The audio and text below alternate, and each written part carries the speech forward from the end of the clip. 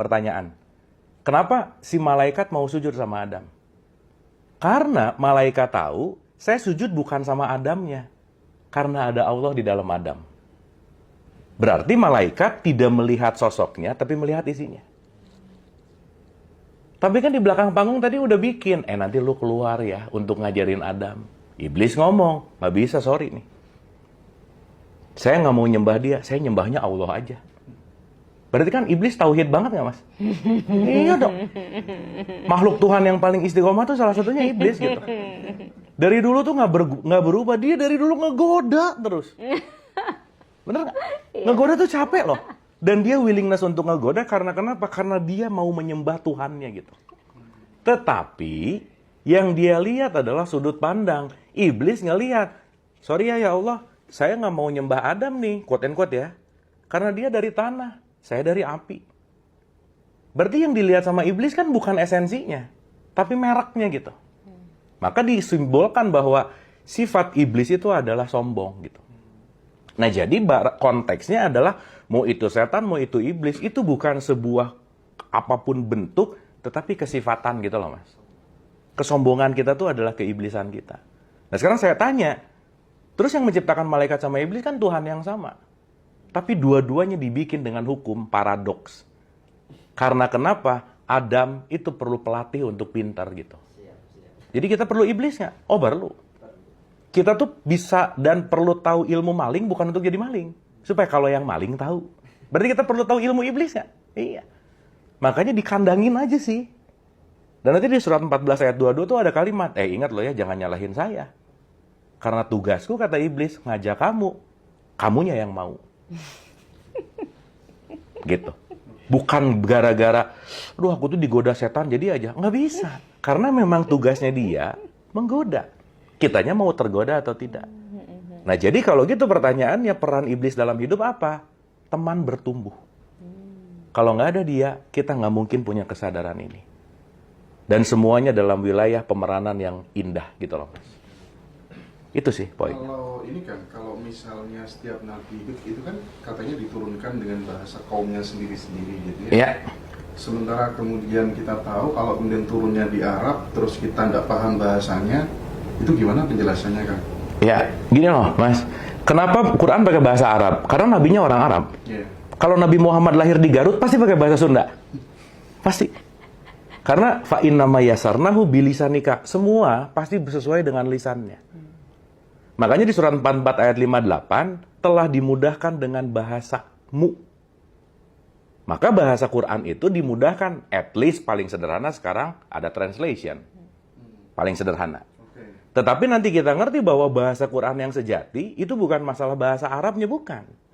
Tapi esensinya. Makanya bahasa Quran yang sejati itu yang tadi saya cerita. Nabi Muhammad bilang, la sautin wala harfun. Mas Hendra, maaf ya, orang menguasai bahasa Arab belum tentu dapat hikmah Quran tuh belum tentu.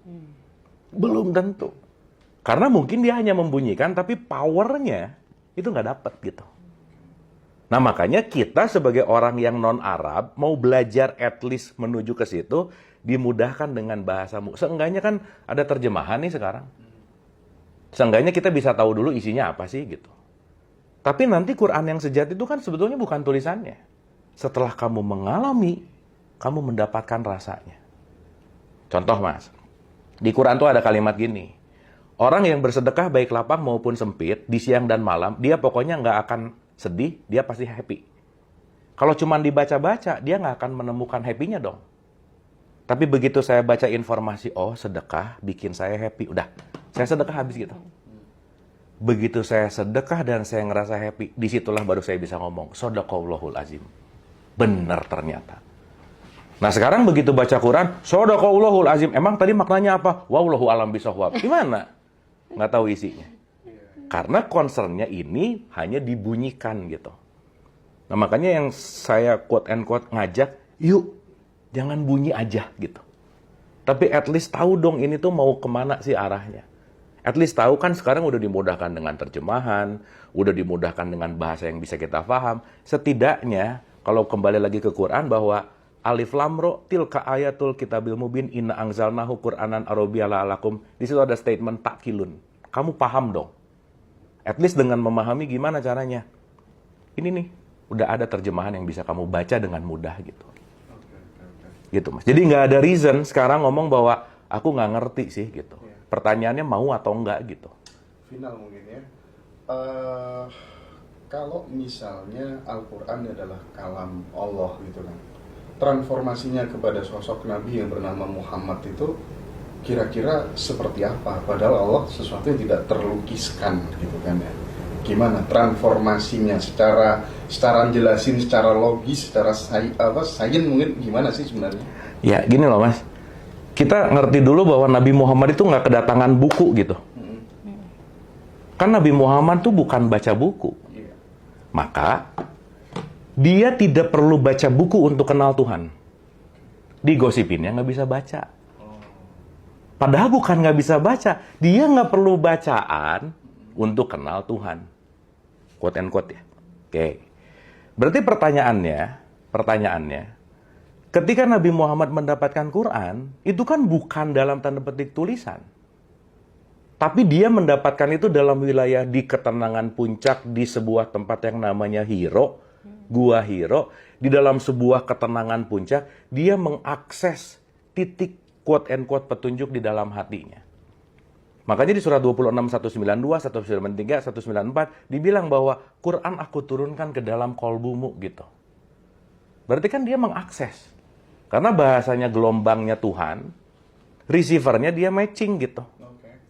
Begitu receiver sama TXRX-nya dapat nih, klik.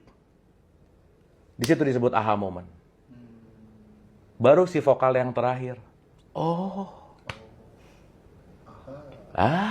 Gitu. Tadi ada oh nggak?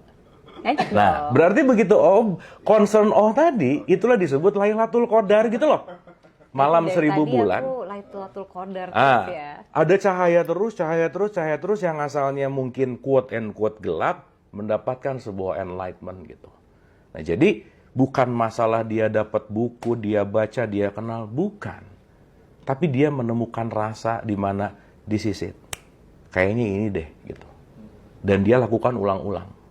Gitu. Begitu dapat, kebayang nggak Mas Hendra? Rasa mau diceritain pakai kata-kata. Sangat terlimitasi nggak? Rasa? Iya dong. Kan dia dapat rasa, dia mau cerita dong ke sahabatnya.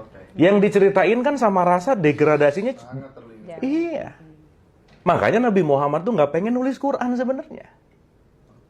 Maka Quran buku ada itu 50 tahun setelah Nabi Muhammad nggak ada. Dan nggak pernah direvisi kan dalam tanda petik. Artinya kenapa? Yang diinginkan adalah ketika sebisa mungkin seorang hamba ini mengakses langsung gitu. Ya tapi akhirnya ada bukunya, ya nggak apa-apa juga sih. Untuk kita bisa jadi belajar. Tapi si buku ini mushaf. Quran yang sejati itu nggak pernah ada di buku. Bal huwa ayatum bayyinah fi sudur. The real Quran inside your heart gitu. Maka kalau kamu membuka hatimu, kamu akan mengakses Quran sejati di situ. Berarti mushaf kalam Allah nggak? Mushaf itu bukunya. Bukunya. Kalam itu ini semua. Oke. Gitu loh Mas. Makanya di surat 3127, kalimatku kalau si lautan dijadikan tinta, si pohon dijadikan pena, ditambah lagi 7 lautan, nggak akan habis, betul nggak? Untuk ngebikin satu Quran nggak perlu lautan tinta lah. Artinya apa? Yang ditulis itu hanya 0,1%. Jadi sorry ya, menguasai Quran mushaf 30 juz, ya baru tahu 0,1% aja sih sebenarnya gitu. Karena yang 99,9-nya unlimited things gitu. Sudah Kak? Nah, Sudah. ya aku mendengarkan deh tadi. So, conclusion. Konklusinya moderator dong. Silakan. Jadi konklusinya adalah Nah, ini aku seru gitu. gini. Konklusi karena biasanya kan aku ditanya the final statement. Yes. Nah, aku pengen nanya ke Mbak Ditya, what your final statement tentang our conversation gitu. Silakan. Conclusionnya adalah pertama pasti ya wajib untuk mengenali diri dan gak boleh forcing lah intinya apapun itu. Ya kan guys, jadi intinya cuma gitu doang jalanin. Jadi semua ini? Iya gak sih? Iya, oke. Emang apa lagi? Iya udah. Iya, rasanya mah gitu aja, gak sih? Apa emang sesulit itu? Enggak sih. Apa yang Mbak Ditya dapat? Apa ya? What